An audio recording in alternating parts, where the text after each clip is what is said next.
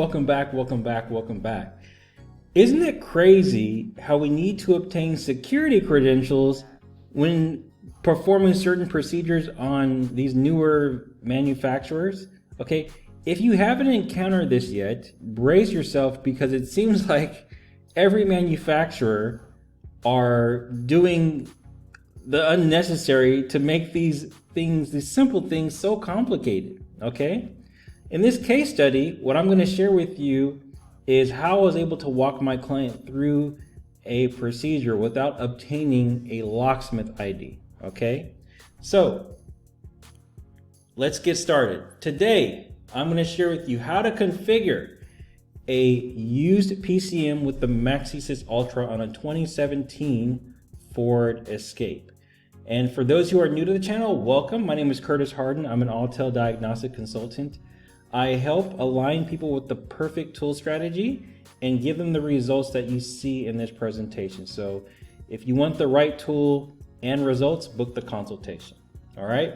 Now, this is what you're going to learn today: the correct tools to conduct this procedure, what to do before you install a used PCM, the process of installing the used PCM, why your Autel can't do parameter resets on certain vehicles, and how to use the Ford FJDS software to do the parameter reset.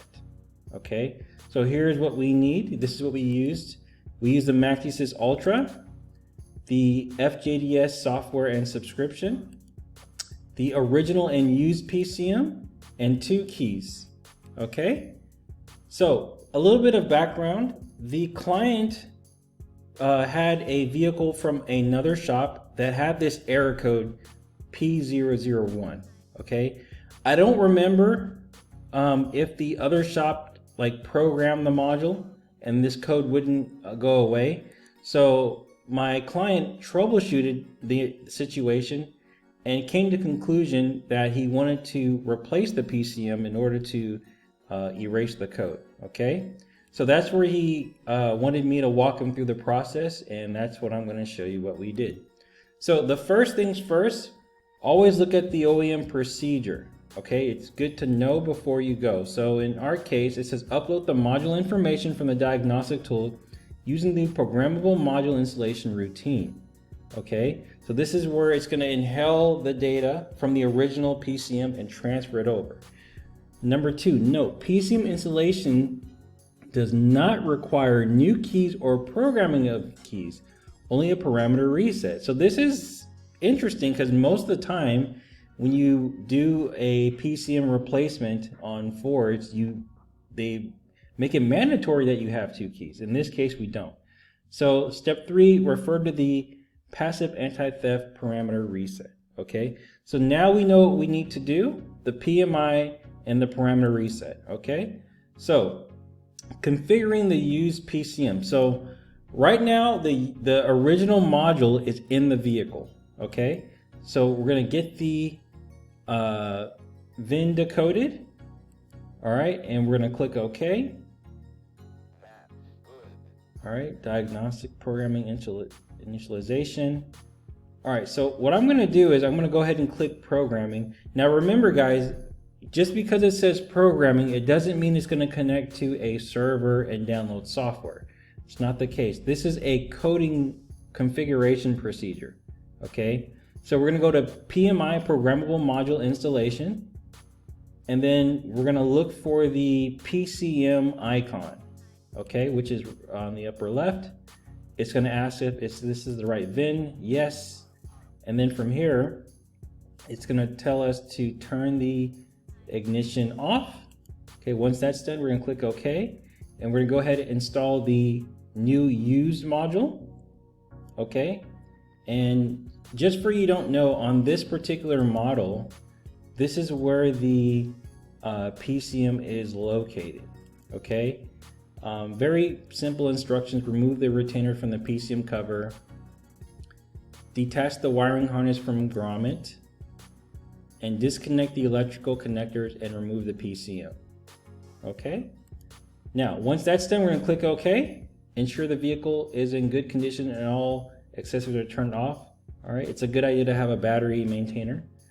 And then it's going to transfer that data over to the donor module. Calibration has been loaded and checked. And this is a confirmation. So you can take a screenshot of this just to confirm that the data has been transferred. And now it's going to tell us to set the ignition switch to off. Okay, so what I'm advising the client to do at this point is to scan the vehicle, okay, and we're gonna see what error codes came up, and we're gonna see if we can find the condition of the PCM. We're gonna see if that code came back. All right, so you can see here the PCM is not even listed on here, right? So if I look at the topology, it's saying that it's getting no communication. So this could be two things. Due to the parameter reset that needs to be done, the keys aren't registered. Or what I advise the client to do is to go directly into the control unit in the PCM module, because that way you can obtain a bit more data regarding that control unit. All right, so that's what we're doing now. So just like I concluded, the error code is a P161A, incorrect response from immobilizer control module. Okay, so this is directly correlated to doing that key registration through the parameter reset. So I'm going to exit out, and I'm going to go to hot functions. And then from here, I'm going to click emo and keys, passive anti-theft system function. And then it's going to give us a couple prompts. Turn the ignition on to the on position. Okay, that's done. We're going to click OK. And then from here, we're going to, it's going to ask us, is this vehicle equipped with a push button? So in our case, it was not. So that's a no. The VIN verification, is it the same? Yes. We're going to click yes. All right, and we're going to locate the parameter reset button on the upper left. All right, so once that's done, we're going to let that process, and then we get this error, PCM module failed on a security 27. All right, so this is my observation, you guys. I've noticed for like Fords that are from 2013 and below, most of the time you're able to do the parameter reset, okay? But I find with like anything maybe 2014 and above, I get a lot of these type of errors where we're not able to gain access when doing a parameter reset. And I think it's because in order to do this, you need some type of online security like handshake from their servers to give us access to that function. So that's what I think what the case is. So at this point, I advise the client to use the Ford FJDS software, as it has the parameter reset and it is connected to Ford servers. Okay, so on this screen, we're going to click the red toolbox, go to Pat's function, click the checkbox in the bottom right, turn on the ignition, and it's going to ask us if this is a push button start. We're going to click no.